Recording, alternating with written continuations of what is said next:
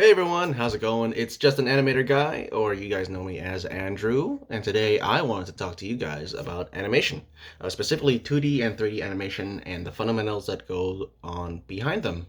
Now, I'm obviously no means an expert in this, but you guys can clearly see on the screen my animations that I've done. These are game-ready animations built and made and done so in a accurate manner to the point where they're made for game ready assignments. And this is one of the most important things because game ready assignments, you gotta get a set of animations that are correct, and you want to make sure that they're right. But this is what I'm familiar with, and I'm ready to show you guys what it basically is all about. All right, so what covers 3D, 2D animations? It can come to three things: principles, animations, keyframes, and timing. Basically, what that means, I will go into detail later on, but we're first gonna just, before we start, I would just wanna get you guys into the Animator Survival Kit, a great book. If you guys want to learn anything about animations, please cover it. It basically goes into details about timing and any other general 2D animation stuff. If you're into 3D, it still applies, and I think it's a really, really good book. All right, so we are gonna start with the principles of animation. So basically, what the principles of animations is basically these 12 things you got to keep in mind when you're doing an animation, right? Squash and stretch, timing and motion, anticipation, staging, your follow through and your overlaps, your straight ahead and your post to post action, your slowing in and slowing out, your arcs. You want to exaggerate your movements, your secondary action, your solid drawing, and your appeal. All right, so to basically summarize, because I don't want to get this a little too like long-winded.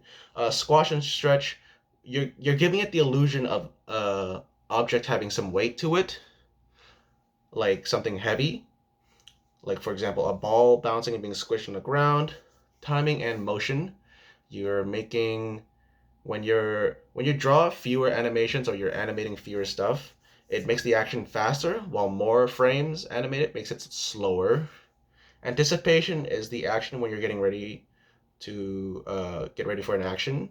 Staging, you make sure you're putting your scene in a way that you can see the action clearly, your follow through. So what it is that where after your character does an action, some parts of the body still move right after it, so they're overlapping. And pose to pose action is basically when you draw like major actions that kind of fill in the rest. You can also do like in betweens, slowing in and slowing out. We kind of just went over that in the timing and motion and stuff. The arcs. So if actions follow like sort of an arc, they will get better flow and better shape. Exaggerations when you're making actions more extreme to increase excitement. So make it cartoonish. Make it very, very, very over the top. Your secondary action is, for example, someone's throwing a ball and their other body part could be doing something else. Your solid drawing, making sure the object of the animation is solid in 3D or 2D, or it at least looks great. And your appeal is to make it look just as good as possible. Yeah, it's basically what it means. Okay, so honestly, you can see here animation is typically you can either do it two ways. There's a pose to pose, or a straight ahead. Pose to pose is you plan out all the poses frame by frame. This is really helpful if you're doing something you want to show off in a demo reel, because employers are looking for things. This is the general things employers looking for in animators. You know how to animate weights. You know how to animate very complex animations. The sit down, stand up, idle, walking, and running. All of those is going to be crucial to get yourself hired in an animation studio or game studio, because this is the general bare minimum things that people are looking for. I also just want to draw some attention to the most important part of any single animation, the keyframe and the timing, which you will definitely always have to constantly consider in your head when you're animating. And it just has to be on your mind constantly, because without it, you will get your entire animation wrong. And that's not really something you want to do.